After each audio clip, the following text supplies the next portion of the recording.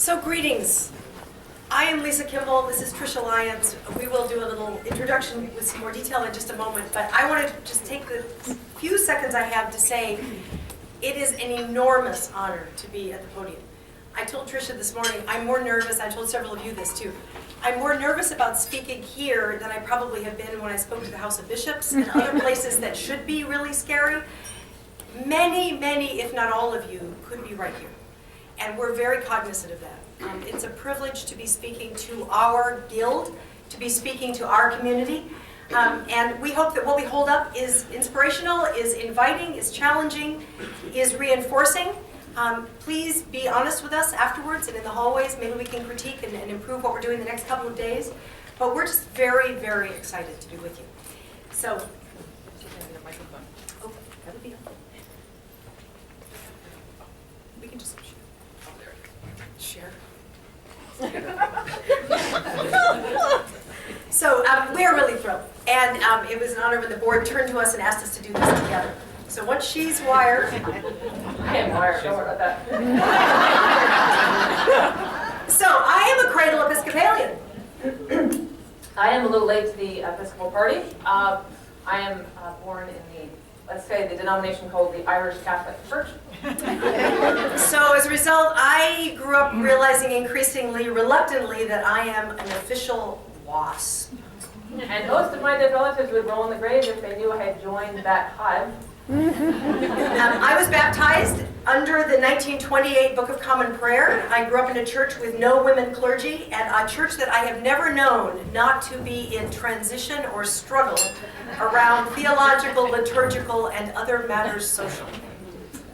I finished my MDiv in theology as a woman in a church that calls itself the One True Church, and promised to not ordain women until the rapture, if at all.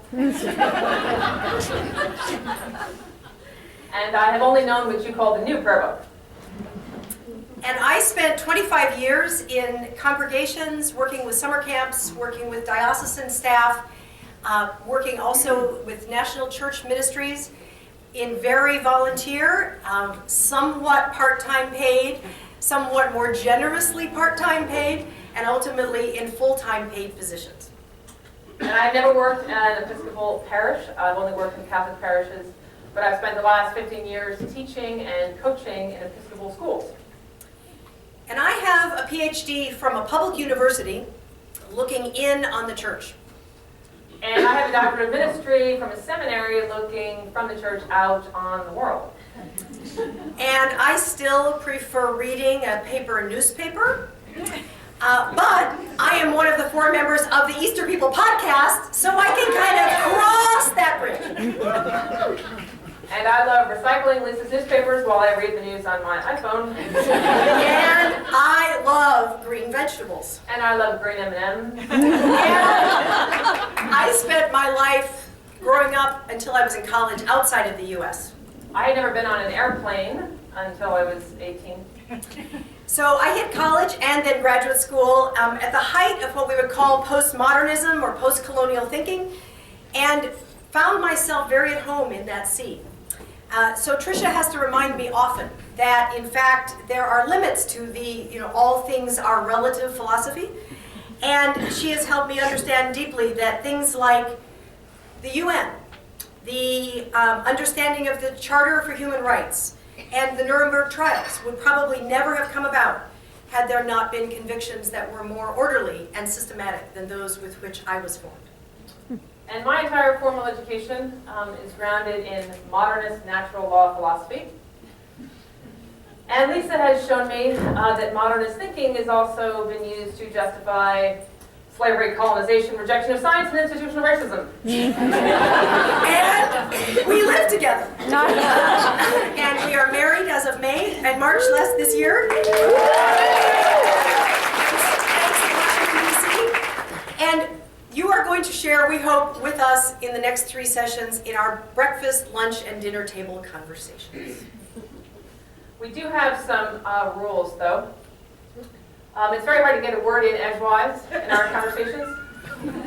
Actually, that's an I statement. sometimes hard to get a word in edgewise. So we assume that what happens at home will probably happen here. So we each have a bell. So as the other one launches off into what is undoubtedly lyric and important prose, this will allow the other person to just get in on the edge. So we wish we had like 400 of them, because then you could all... And you're welcome to run up and ring them. That's fine. What we share is a passion for evangelism and Christian education. And gizmos. So these are our very special glasses. We are in Alexandria, Virginia. We are just a few miles from the Spy Museum. These are spy glasses. We can see what you are doing in reverse. And we thought they were very appropriate for what we're doing here, because being a Christian educator, we believe it means being able to see the fully present while being very clear about the past, while understanding that we are building on a foundation of theology and scripture and tradition that matters. It means that we can hear the multi-generational, the multicultural, the diverse voices of our present time, and we can honor the saints who have gone before us. Seeing the past and recognizing that we are in the present and looking towards the future helps us guide a church towards someone and some being that is truly aligned with the mission of God. And what we fundamentally believe, and why we're honored to be here, is that as Christian education leaders, as Christian formation leaders, our job is to be sure that our church, the once and future church, is faithful to following the way of Jesus.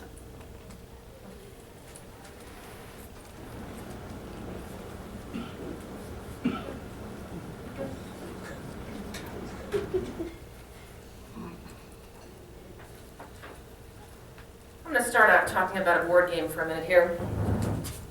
I'm a high school teacher during the day, so you guys are just quiet. Amazing. And they smell good. And everybody's so clean. Give us a chance. No, I have a very simple job. It's my job to keep everyone together during the week and a part of the weekend. Let me also just take this opportunity to say how wonderful it is for me to be here. As a schools person, this is a different crowd for me. I pray for you often, because it is the habit of your local Episcopal school. When someone asks what formation we're doing, we're saying, oh, that's done in the parish.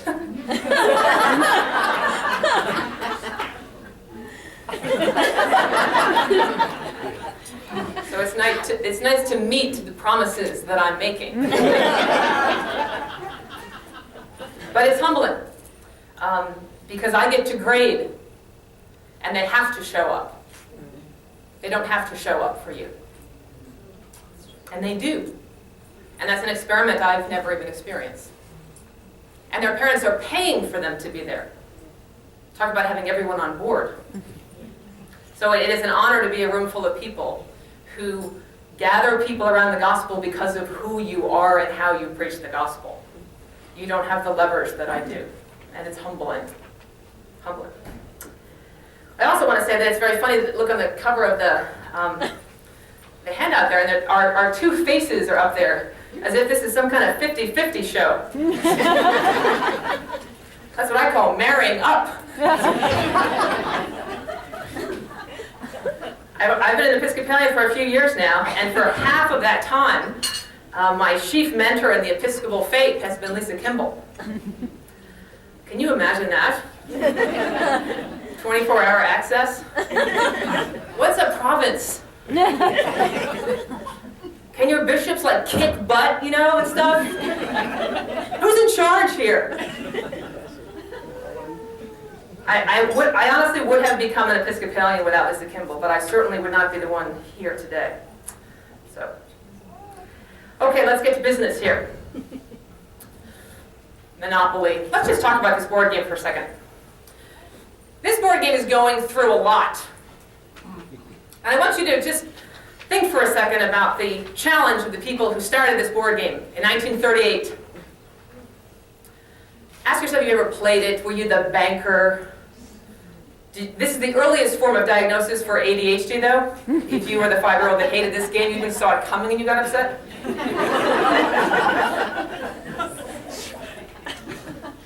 But you know, I really hadn't taken much on the sort of ADD. I know that's a big reveal, but even I have noticed that this game is trying very hard to stay relevant. Just something to think about. Let's talk for 1 minute, though, about the age of Monopoly. You know, between 70 and 80 years old. Why is that an important number? Why is that a cultural artifact we might relate to as Episcopalians? First of all, remember the average age of an Episcopalian is 57. There are more Episcopalians, over 50 than there are under. And as you can see, with if you look at the mean in 2010, at 37 years old, so by 2050 we're going to get to 39. Keep in mind the Episcopal Church has got about 20 years, but we're having the same bolt. And then globally, the fastest growing demographic in the world is 85 and over. So as we just take a minute here to think about Monopoly and the challenge of making the game relevant, that is 60 or 70 or 80 years old, depending on when you started playing it. You know, it's very easy in the church, and especially someone who spends a lot of time with young people, to think that the way forward is to be as innovative, that is to say, as contemporary as possible. Just remember who we're not including to the game anymore when we do that. How many people are over 50 in our churches? We need them. Twitter is cool. But if you think for a second about how to include someone in a game, you put pieces that you let people choose. A symbol they're going to kind of go through the game with. Something they relate to. There's more than one piece because there's more than one kind of player. So these were the options they gave you in the late 1930s. And all of them exist because they existed in people's lives. These are relevant symbols. Some of you don't even know what they are.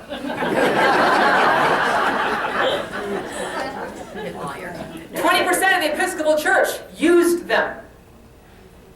And in terms of the people who are praying and paying for the Episcopal Church that we know, they're overrepresented in that group. We don't put a piece on the board for those people to feel like they're playing. It's going to be a much shorter game than Monopoly usually is.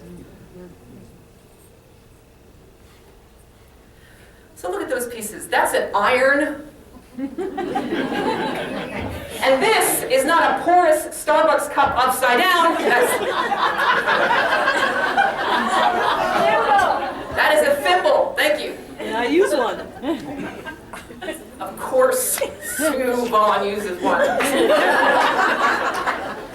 let's move on here. There's been Monopoly isn't exactly a fad now. So they got this idea of doing internet voting. You know, when in doubt, go on the internet and see what happens. So there was a Facebook page, and you had to vote on a new symbol. These are the ones offered last year, for those that didn't follow this Olympics. Clearly someone brought in a baby boomer and said, which would you want to play with? No offense. And then they had a big vote. Do you guys know this? And this week last year, this is the anniversary of the adoption of a new piece. Guess what won? Cat. Why? Because you know, if you know anything about statistics and Venn diagrams, people who'd be on the internet taking quizzes. I'm just saying.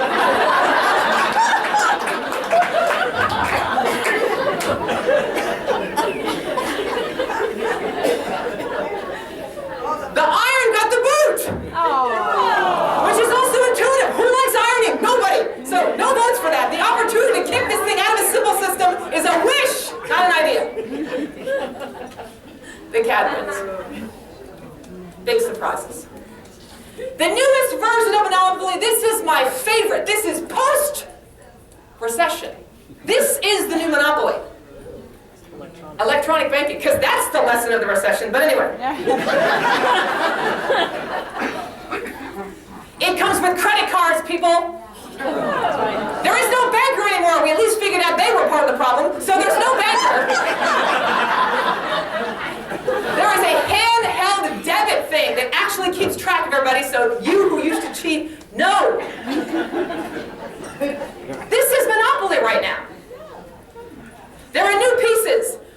I'm going to show you up close what the new pieces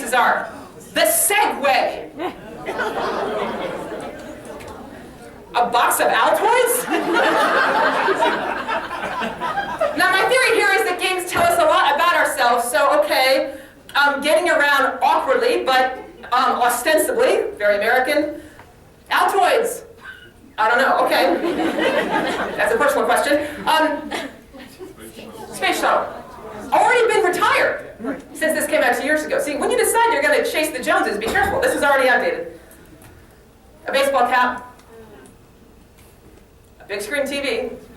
Not a flat screen. Not a flat screen. 2 important years missed here. Here's my favorite. A little dog in a bag. I give you America. The first set had a battleship, right? We come through 2 world wars. That was a symbol for them. Seriously? Now, I'm not anti-pooch or anything, but seriously. The first game pieces that we find through archaeology are from 3,500 BC. These are pig's knuckles, by the way, that are traded, you roll dice and things like that. Games have been part of ancient cultures, and if you study people who study them, what they will tell you, which should be no surprise with our trip to Monopoly, games tell us more about ourselves in some ways than the historians ever could. And more than diaries ever could, because games are about interacting with other people. It's about things you have in common. Your journal has your own world in it, and that's a wonderful place, and we have that in now almost every civilization we've studied. But games are about what we shared enough to play with. Shared enough to play with.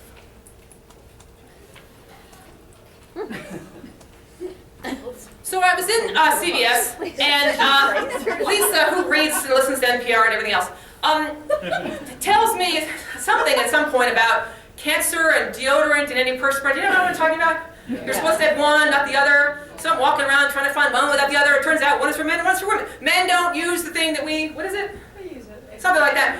So I'm looking around trying to find the not antiperspirant. Right, because I don't know what that means. They don't want to smell, but they don't care about sweat. Okay, so I'm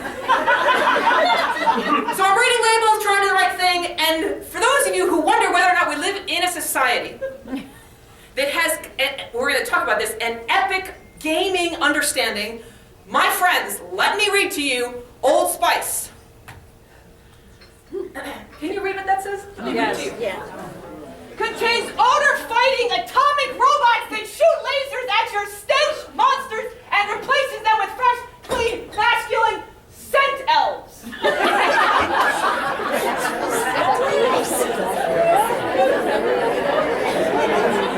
too funny. I am not making this up. Here's our sign. This is why we're losing. This is not an epic invitation. This is a threat. This is a journey. You can win this. And you actually, apparently, all you have to do is buy it. How do you avoid this thing? Is it really that simple? How about this meeting? This really fires up everyone's epic imagination.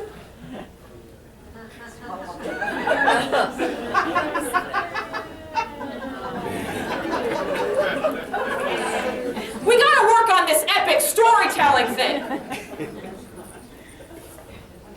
So that guy doesn't smell but is sweating, right? Okay. What is an epic? A long poem. Those of you who studied Greco-Roman literature. A very long poem. Telling a story about a hero or about exciting events and adventures extending beyond the usual or ordinary, especially in size or scope. It definitely sounds like the gospel. Mm-hmm. And at our best, it sounds like the church.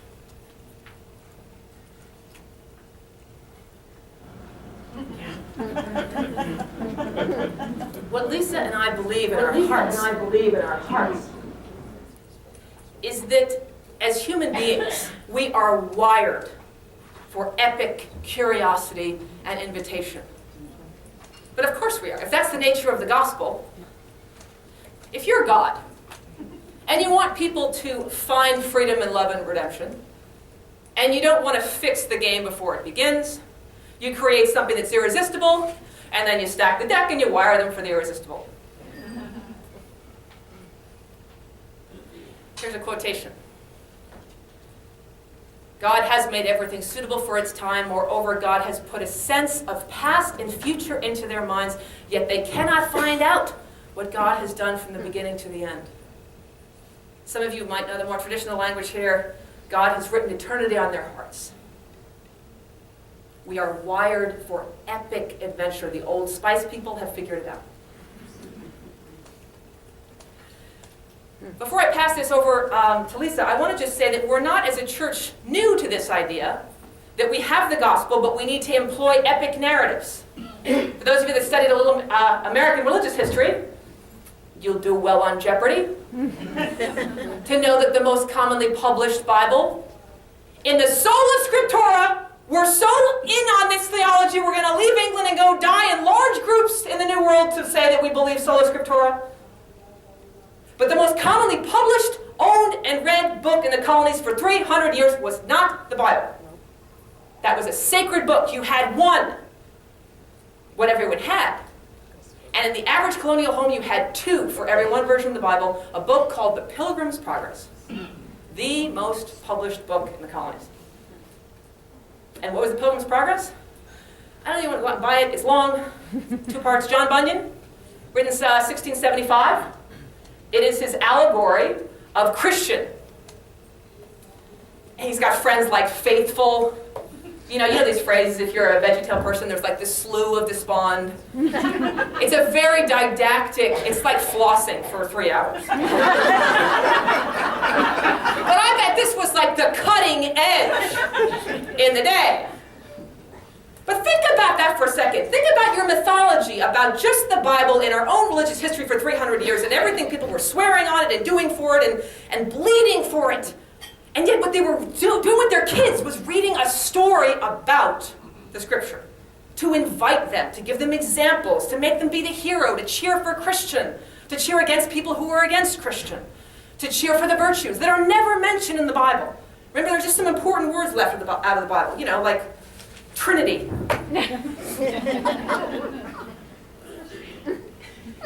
And then I give you this quotation from G.K. Chesterton before I give the rest of the talk to Lisa. C.S. Lewis has a concept many of you know called the good myth. His idea was read classic literature, read Cicero, read people that tell great stories, because every great story, every great hero's journey comes back to training, forming the mind for the gospel narrative. He said, don't worry, read Sophocles, I dare you. What will happen is they will learn in a good myth, in a true myth. It doesn't matter that things aren't real, they're true. Can you read it out loud because I can't see it? Oh, for those of you that can't, fairy tales are more than true. Not because they tell us that dragons exist, but because they tell us dragons can be beaten. Lastly, here's the standard that we're up against. If you go right now onto apple.com, you probably want to ding from here. Go ahead. Apple doesn't pay taxes. Yeah.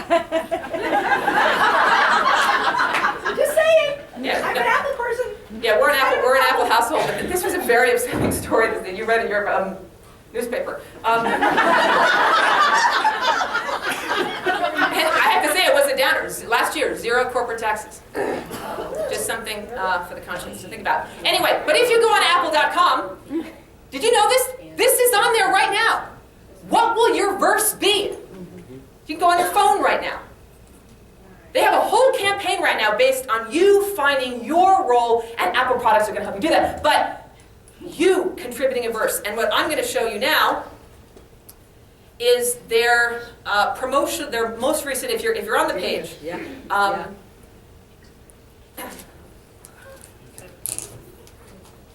sure you can hear this. We're going to crack We won't blow you away.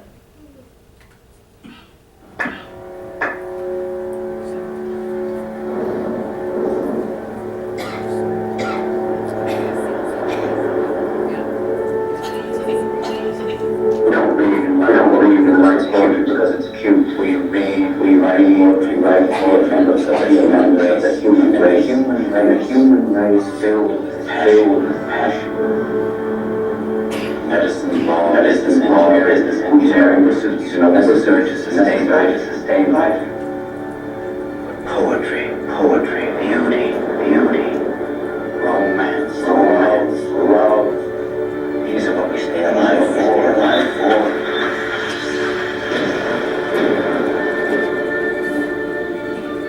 Commitment to whole life, these recurring, of the endless trains of cities filled with the foolish.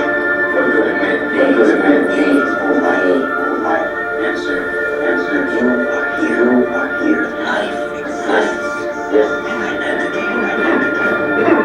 The powerful play goes on to the universe. Powerful play goes on, and you contribute a verse. What will your verse be?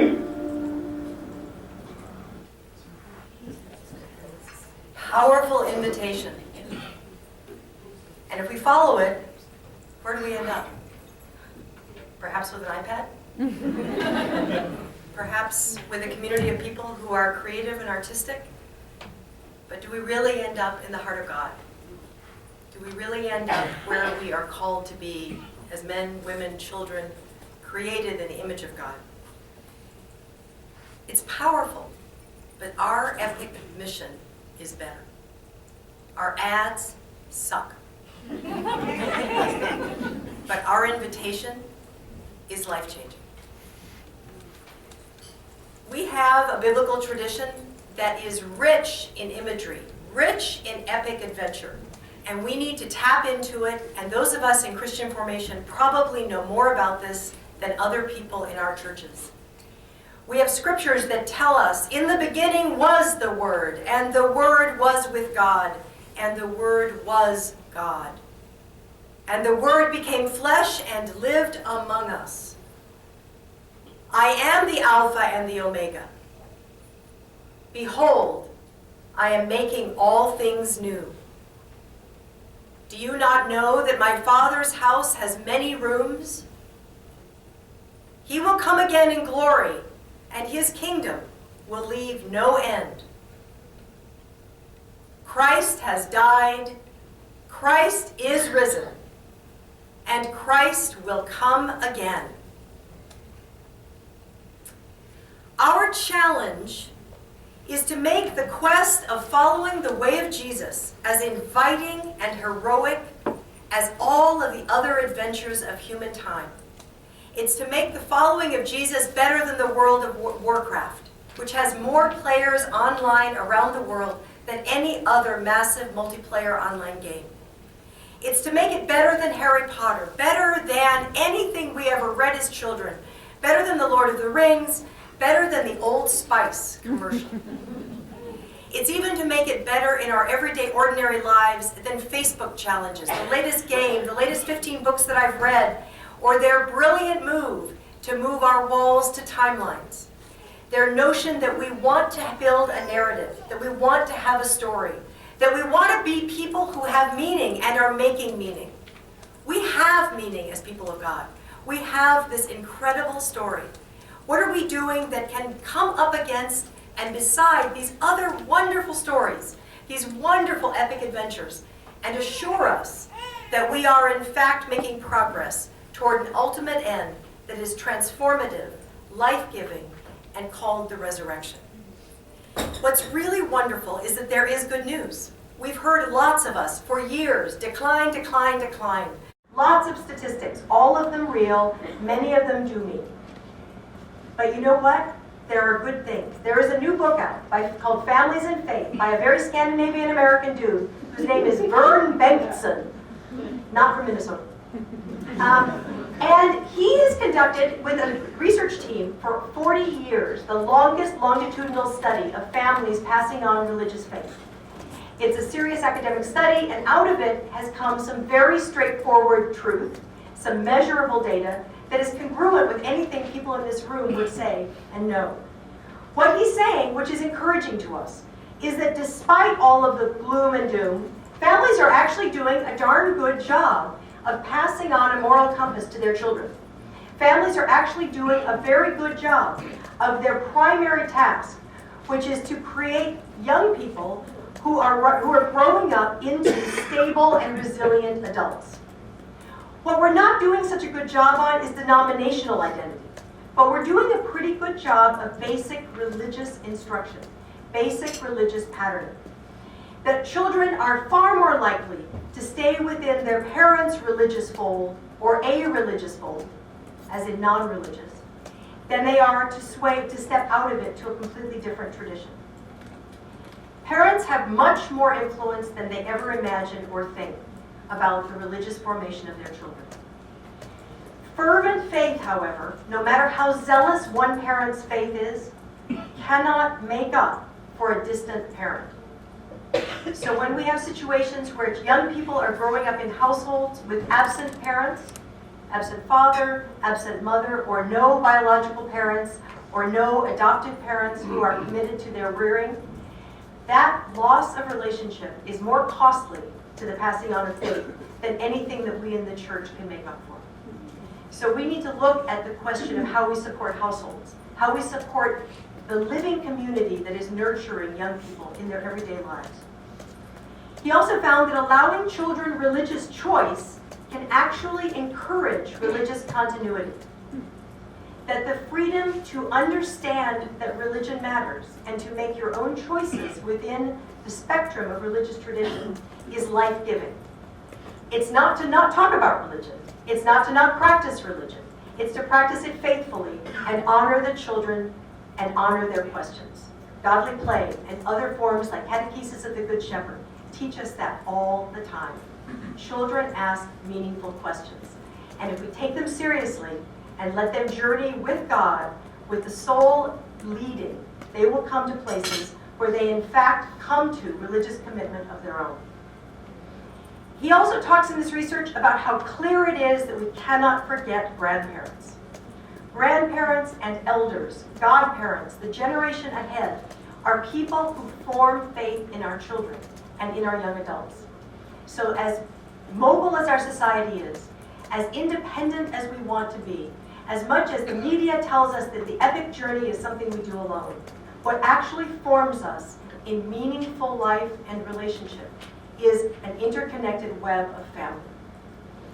He also talks a lot about not giving up on the prodigals, those young people in our families who wander away from religion. We know this. We're the educators, right? We know that we never close the door. We know that we should never stop inviting. Too much of our church and other traditions do that. You fail, you fall short, and you are alienated. The invitation from God is open, and our invitations on this earth need to be equally so. He also has very specific advice for church leaders. It's a short section, but he talks about focusing on the family. Duh. He talks about taking the long-range view. He says, don't panic. Don't look at the numbers and be despairing. Look at the long arc of lifelong faith and recognize that you, in fact, are contributing to people's decisions on a daily basis that lead them toward an ultimate goal, which may be reunion, in our case, with a God who is loving and a God who wants to heal and redeem all people. He says, don't forget that the younger generation actually do grow up. So despite us, the resilience that people are wired with, that is fundamentally both biological and spiritual, is such that more people succeed in growing up into healthy adults than not. We can become very discouraged by the statistics. But despite us, despite broken families, despite incredible impoverished circumstances, young people become remarkably resilient adults to a remarkable degree. He also talks about religious renewal has often been sparked by generational innovation. Look at us. How many generations are in this room? How many of us thought our idea was better than our parents? And then our parents thought that their idea was better than their parents. And our kids are now telling us, Mom, you are really dumb. You know, generational innovation is a natural cycle.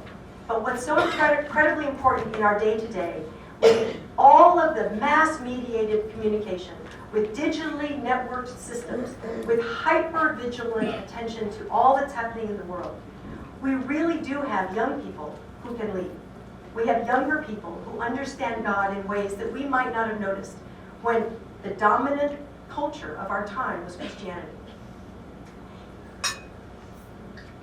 In her book, Christianity After Religion, Diana Butler Bass picks up that same theme, where she argues quite strongly that Christendom is over.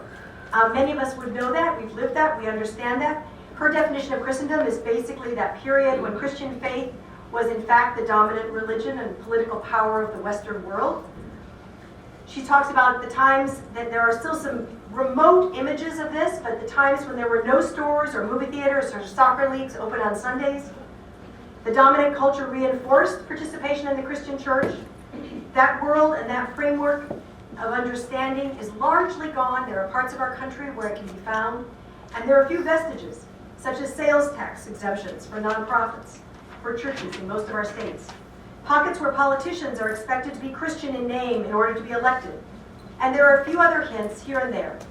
But largely, we are in a post-Christian time. And with this, and with the disappearance of Christendom, our expectations of how people will enter into our communities of faith have to change. What she talks about is that the traditional pattern, which we often talked about as believing, this is the traditional pattern where we were very much in line and in cooperation. We believed, then we belonged, and then we behaved, is no longer working. The believing meant that we first had to accept the doctrine. We then became members of a club, a community that believed what we believed. And in living together, in believing, in practicing, we actually began to have behaviors that we had in common. We shared the sacraments. We have spiritual disciplines. We had Bible study. We took responsibility for the life of the congregation. Formation by conformity does not work in the age of innovation.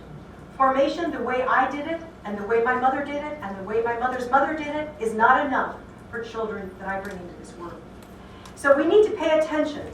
Belonging has been replaced by a new pattern.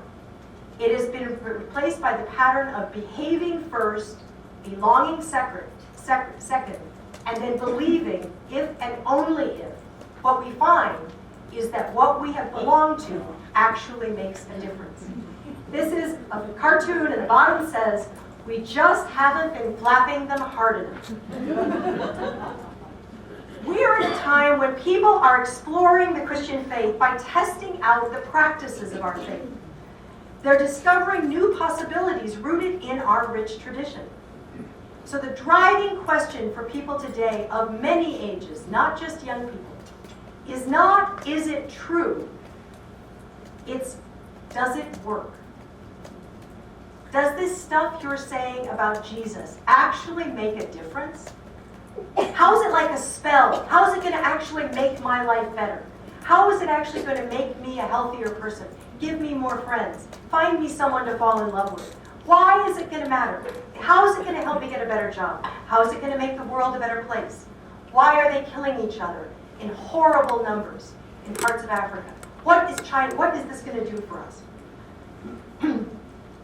Even though religious communities, have always known that whole person formation, whole person learning, and our particular incarnational theology that informs the sense that God is in fact very interested in every part of our life. Even though we've known that for years, we as institutions have been very good at selling out to what I would call post-Enlightenment practices of expert-centered religious education. We have allowed our institutions to follow the secular path. We've allowed ourselves to believe that expertise is centralized, that there's a right answer, that intellectually formed people are better than emotionally formed people, that people who have more letters after their names are somehow better leaders in our church than people whose personal private prayer lives may be utterly transformative and in fact imagine and understand a God that those of us who have intellectual capacity may never have known. We tend to be hierarchical because that's what the world wants us to be. For almost 100 years, in the U.S. church, religious education has been all too equated, as many of you know, with an established, formal, compartmentalized delivery system. With worship, class, which translated usually to Sunday school, maybe adult ed, certainly confirmation, and fellowship. And then in the really great churches, service, mission trips, outreach, caring, but very compartmentalized experience. As educators, we've always known better. We didn't live in those boxes. So what did we do? We invented new things. Vacation Bible school, Sunday school with games and snacks and tents and flags and puppets and storytellers, right?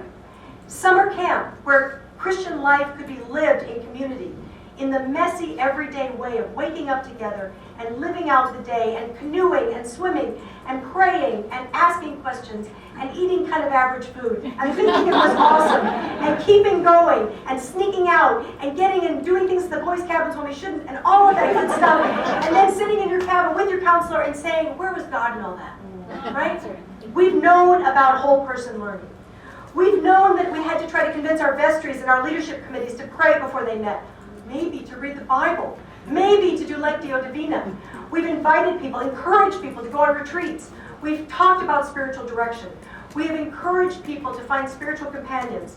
We have done things in community service instead of Sunday school class. We've taken our confirmation classes out into the world. We've taken them to other religious traditions. We've engaged people in the community. We know how to do this work. We know that the epic journey is worth living. And it is, in fact, our day. We know that what we have tried to deliver, to pass on faith, has been too confined to simple, hierarchical, constricted, didactic, expert-centered forms of education and learning. And we wouldn't be here spending the money, the time, and the effort in a hotel conference room if we didn't believe that there was something more worthwhile than finding the right curriculum, recruiting 2 people, handing them the DVD, and saying, teach. We know it's about relationships. And until recently, our institutions were stubborn. Our parishes, our dioceses, our region, whatever denominational structure, school you come from, they were stubborn, they were resistant, because they didn't have to listen to us. But the good news of a declining church is they need to listen. And I find great freedom and incredible hope in this truth. We know how to pass on faith. We have numbers, we have data, we have lots of things that can teach people why we love Jesus and why their life brings more life to this world when they listen to who God is and who God created them to be. So I'm just, for the sake of us celebrating our foundation, I want to race through some of the biggies that have set us up to be who we are and what we already know well. The Baptismal Covenant, we take it for granted. It has not been what it is for very long. It wasn't until the new prayer book of 1979 that we finally got smart and we reclaimed the baptism at the center of our church's life. And by reclaiming baptism at the center of our life and bringing that significant and primary sacrament into the front stage of everyday congregations, no more private baptism, Sunday morning community gathering, we began to believe that, in fact, each of us was called to be on an epic mission, becoming the child of God that we were intended to be. And with the Baptismal Covenant, we also entered into, and the new prayer book, our church widely entered into a revisioning and reimagining of the Catechumenate, the early church's way of forming disciples, the 4-phase process of inviting, of engaging and teaching, of initiating, and then engaging those newly initiated in meaningful ministry. We began to live out patterns that the ancient church had known that were experiential, holistic, community-wide, and transformative. We also, because of the new prayer book and because of the Catechumenate all happening at once, we got excited about Holy Week. We discovered the Easter Vigil again. We discovered that there were ways to embody the story of Christ in those final days that were transformative, that taught us by worshiping together who we were as the people of God, what sets us apart from other people, other traditions, why it matters to get up late at night and go to church. While all that was happening, these really smart women, Lori being one of them, organized quietly and seriously men and women to come together, mostly women in those days. I am grateful for the men in this room, who believed that passing on faith mattered. So NAECED was founded in 1997 as an organization of people who cared about faith in the Episcopal Church, National Association of Episcopal Christian Education Directors. They were not all paid, but they directed. They cared, they shared, and they found each other. They understood networking before social media had even begun to be important. So, we have NAECED. Then we had, in 1979, the stealth author of Called to Teach and Learn was John Westerhoff, the Reverend Dr. John Westerhoff, but he worked with wide circles of people in the Episcopal Church to write Called to Teach and Learn, which is the catechetical vision for the Episcopal Church in Christian formation. This is really, in a sense, was the platform for our momentum going into the 80s. This is a document that brought together the latest in human development theory with the freshest and best theological understanding of liturgical theology and baptismal theology. Many of you know this text. It's available now as a PDF online.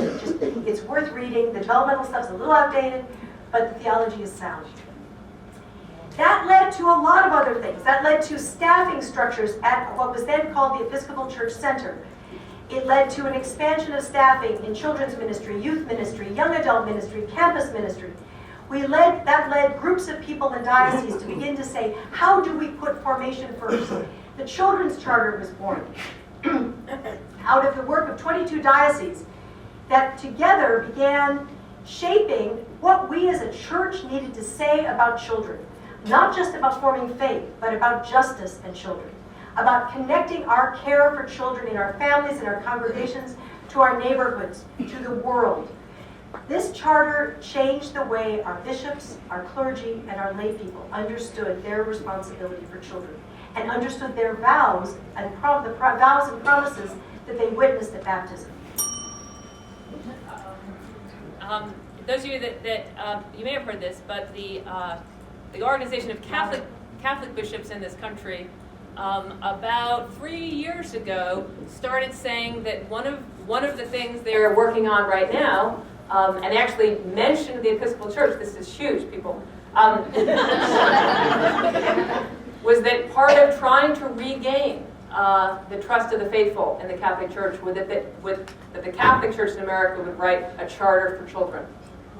That kind of vision of what the role, not just of the child is in parenting, but what the role of the child is in the unfolding story of creation.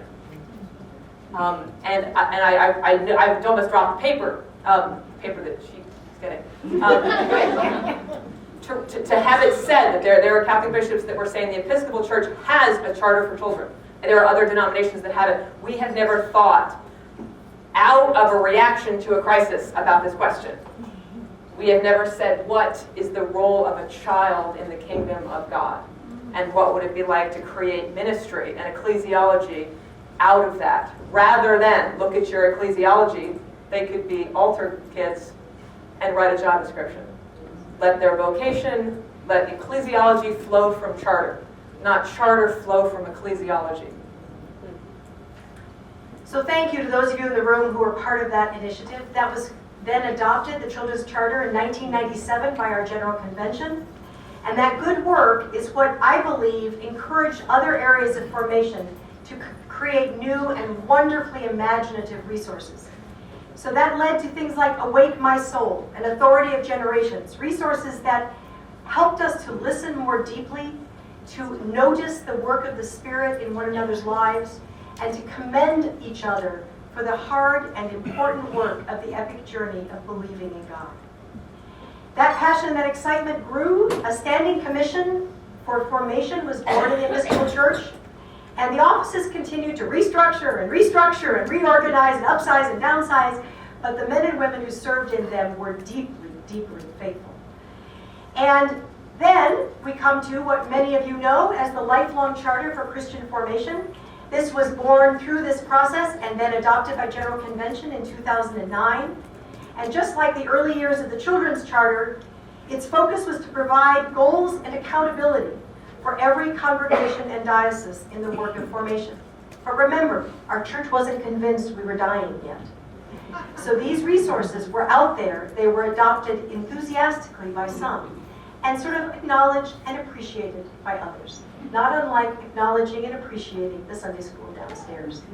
But these are strong and sturdy tools, and they are ours.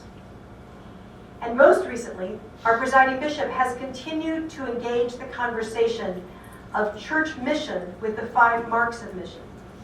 In doing this, she has particularly challenged us to put our conversation about joining God's mission as the people of God and our mission as Christian formation leaders in line with global awareness, in line with an understanding that we are not just the Episcopal Church. We, in fact, are part of the Anglican Communion. And in fact, we are not just Americans. We are global citizens. And we need to be thinking about all of the ways in which our faith leads, and our faith informs, and our faith examines, and our faith challenges our behaviors locally, regionally, and globally. As educators, we understand what's at stake if our once church stays once. If our once church is going to thrive and be the future church that I hope you agree you want it to be, we need to claim the authority we've been given by God, and we need to claim the authority that we have as educators to help other people understand the capacity they have to love God and travel the journey that is so epic. We're really good at lifelong faith language, and I love it. The idea that it takes us from birth to resurrection, that we have journeys that we share and that we are nurturing people along the road, that we are moving from here to somewhere. Our sights are on the horizon. That is the resurrection. That is the ultimate reign of God. It is awesome. But one of the things that we know as educators, creative people, about the whole human lived experience of transformation is that it doesn't happen quickly. It happens gradually. It happens through a whole bunch of little experiences that are very personal. What Tricia and I want to throw to you is that the balance of the commitment to lifelong Christian formation that makes it an epic journey worth living is to take seriously the concept of life-wide education. To do lifelong education, we need to notice the small things at the side of the road. We need to understand why it is that God has called us to be right here where we are right now. All of those innovators, all of those people who want to know what difference it makes to be a Christian. Why bother following Jesus? Why bother with the Episcopal Church? They have everyday moments that are exciting to them. They see things happening that give them hope. They have everyday moments that frighten them, that terrify them, that bring despair into their lives. We need to be forming faith with people with peripheral vision. We need to be the people inviting others on the long road toward God, toward the resurrection, and celebrating all of those little things and moments that are happening right now, right beside us. We as educators know about life-wide education. It's a new language in learning theory. It's not new concepts. It's based on informal learning theory. But life-wide makes sense to me. Life-wide is all the stuff of my ordinary life added up, reflected on, in relationship to the epic narrative that is God calling me ever closer and into more intimate relationship through Jesus Christ.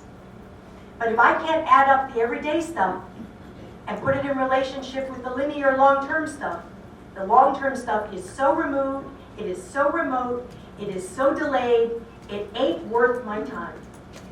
But if I have a moment right now when I hear God's still small voice telling me that I am loved and that I am forgiven, in this everyday meal with a friend, this everyday game I'm playing, this everyday test I'm taking at school, I have a really good chance that I might listen to the next little moment and the next little moment. I think a lot of you have an experience of what we're talking about, and we want to talk about this tomorrow and Friday, this idea of life-wide learning. And one of the reasons that we were talking about it is just because we know it's something that you all do. So we're adding it as an idea and a paradigm, but we hope it's just a liberating concept for what you're already doing. Let's be very serious for a minute. Those of you who've ministered in hospice or in children's hospitals, every now and then you're faced with a situation where the person, you're the educator in the moment, and the person's life, this example, is not long. What's the lifelong learning in your last conversation? I mean, are there not moments where we feel this is a moment for life-wide, that God is as present, right? You're not talking about next year. You're not talking about how it's all going to work out. I trust that every single one of you in this room, sometime between birth and now, found yourself in a situation where lifelong learning was not the language right then. It was a complete and utter invitation for you as the educator and the person who was there educating you in that moment. That, wait a minute, lifelong learning is so important, and a strategic plan, and a curriculum, and a syllabus, but in that moment you realize what of the faith comes in this moment. That's the peripheral pedagogy we're talking about. And I have a very specific example that we'll send you out on. I haven't run this by you yet.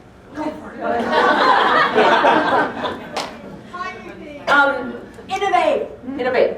As I was the DRE of a Catholic parish in Harvard Square, where every parishioner is tenured. And it's amazing how easy tenure is to get in your own head. But I couldn't find anyone to teach what we call first penance. So this is not a sacrament I'm promoting in the Episcopal Church. This is one of the things I didn't pack when I left. But let me just tell you, this was still my job. So you have First Communion, right, in the Catholic tradition. 8 years old, age of reason. Why? Because Thomas Aquinas said so. Okay, so that's when you receive your First Communion. But any of you who've ever had any idea about the catechism in the Catholic Church, stay with me. There's a reason for this. You receive your first penance first. That's the first half of the year. Okay, you might know it as confession. You train for it. You train the 8-year-olds. You cannot do the curriculum for First Communion until they have completed the confession training, you probably call it. We would say the rite of reconciliation. So I got handed this class, and I got letters from faculty that said, "We are not interested. We will see you for the spring," because that is sick. So, that's a problem. It's hard enough to get teachers, but if you can't even get parents to bring the kids, then you think you don't need teachers. But anyway, so that was nothing but to solve that teacher problem. So, the problem is, now and then, I kind of agreed with them as it was constructed. These were 8-year-olds who we had to train to use the box. For those that know the box is, you've seen The Godfather, right? So anyway, so the whole curriculum was about sin. And the different sins. Not that language, but that's what it was. And I said, well... Cardinal. Right. They said, oh, there's an approved curriculum, you don't have to pick one. I was like, this is why I love this church. So I went over and took the one from Christine Brusselman's, those of you that do inner... Anyway, so and I pulled the book off the shelf, and it was this weird 70s thing going on, and this was the 90s. And the cover actually had a textured... And the reason I felt it was because when I took First Penance, I would fall asleep on it, and I would have dents in my face. And it's the same book. It could still dent your face if I would have fallen asleep on it. And I said, this is how far we've come in 20, 25 years. The same book, they're like, that's the approved text. You have to teach that. So anyway, I looked at it. It didn't really work. So long story short, I had more than half the parents saying, we're not coming, because we don't believe in that. Now, there was poor catechesis going on. Many of them couldn't tell me what they were afraid of, but they were thinking the Godfather. And I'm not putting my kid in a box, talking to a screen to a priest about sins, and he's only 9 years old. It's not happening. So what I did was I constructed what I want to put forth as an example as a lifelong, life-wide example. So I went down to the basement of the church, where you have the rock and roll mass, was in the basement dirty, and there were piles of old hymnals, which is funny because that's, in some ways it's not a Catholic thing, but old hymnals, the Catholic thing is that we weren't using them. So they were, there was 500 of them. So what I did was, I invited parents to come for I told them the first class we would talk about what we would do instead of the approved curriculum. That was not put in ink, but they did show up. And what we did was we talked about choices kids made. And over the course of the next week, I went down to the basement of the church and set up around 10 or 20 chairs. I put about 10 or 15 books at the foot of each chair. And on each chair there was a piece of paper that had a challenge. You walk through Daddy's room and you'll find $5 on the floor. What do? And you could choose one thing or another. And all the examples are ones they'd come up with, challenges during the week. And if you picked it up and it said, you pocket the money and go buy candy, it said, pick up 3 books. And another one said, go give it to Dad, move on to the next chair. And you had to go around and hit all the chairs. We made a game. But what I told the children was in the very beginning, by the way, we had a cross set up. I said, at any point, if your books get heavy, you can put them over here. It's up to you whether you want to gather all the books and come over once. But if you want, you can dump the books after each time. So we played this game for 10 weeks. And by the way, the curriculum, we actually went through venial, mortal sin, sex. But they didn't know that. And it was interesting to watch the kids embrace the game. Some of them learned early on they wanted to go fast. They didn't want to keep running over the cross. I kept moving the cross further away each week until it got up to the altar. So it got further, so people were deciding if they were going to carry my books, and I have to say some kids like pushing the stack of, 10 of them. And then I had 8-year-olds telling each other, just go more often. Drag that stuff around. So the priest came, was kind of watching this, like, when are we going to get to the book? I was like, whatever, I don't know. But they keep coming. So the long story short is, week 2, I put a stole on the cross. Week 3, I said to the priest, you can come and sit with me. You and I are going to sit next to the cross. He was like, can I take it up? I'm like, no. Leave the stole on the cross. You and I are going to sit there. Week 4, so they're going through different questions. And week 4, I said, we'll take the stole off, and we're both going to hold it. Well, are you going to put it on? No, I'm not going to put it on. We're just both going to hold it. Because they don't know you. Trust me. Then the next week, he put it on.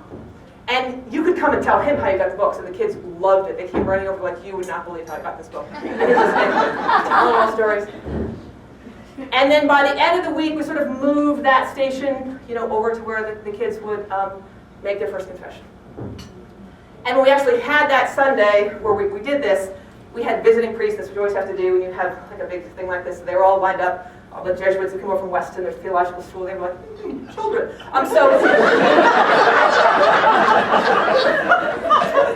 So they lined up. And when it came to time, one of the kids goes, ready, set, go! And they charged the priest. Talking about how they stacked up their choices during the week. And some of them had been so eager, and just, because no box, by the way, that was my deal. Listening to them say how they stacked up their choices, and they were so glad it was finally Sunday because it was heavy. So, lifelong learning for that particular sacrament was, as Lisa has said, our epic challenge is to have people grow into their identity as a Christian. That's the lifelong identity. It's essential. We lose our moorings when the road just sort of ends, when the sidewalk ends. I mean, it's a nice book on poetry from Shell, but you don't want your spiritual life to be where the sidewalk. So you want to be able to see where you're going. Eschatology, right, to use the word. But the idea of life-wide is that you start taking these experiences from their life, right, and bringing them in. But what we're going to say in the next 3 days, here's the trick, because you've heard all that before. The trick is lifelong is we have confirmation. Life-wide is we have 200 kids show up and play Xbox. And if we keep talking about the Xbox, they're going to keep coming, and the pizza, and the church then becomes a free vending machine. But the question is, are they participate in these programs too. What journey are they really on? So this is our challenge, the 21st century challenge for the educator, is lifelong is what we've done. Jesus is the way. Lifewide is what the secret that we've known as educators for 50 years. We need experiential learning, we need informal learning, we need service trips, we need to go to Habitat for Humanity and hit our fingers and learn how to do stuff. But the challenge for the 21st century, because there will be no future for us, there'll be, if we keep doing that, life-wide, rich, and no lifelong, 10 years from now, there'll be a waiting list for Habitat for Humanity, and your church will be a dog park, which has a lot of community, right? So the challenge for us is to take what is timeless in lifelong education, what is timely is our wisdom about life-wide learning and teaching, but bring them together so that we take the symbols that come from life-wide educational experiences, informal and formal, and we find ways, and quite frankly, we don't always know how to do that. That's part of the networking of this. We're going to give some ideas over the next 2.5 days about this. But what are the ways that we take the life-wide, like this, wow, and we put it into a lifelong formation of Christian identity. No offense to Habitat for Humanity. But can we really say, as we evaluate ourselves in the next 2 days, can we really say that people in our programs are on this lifelong, it's like we have to revisit the lifelong.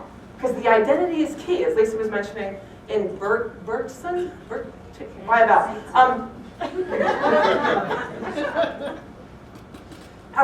Christian Smith told us the same thing, right? It's the denominational identity that is just falling out. Because we're just happy to see them at church.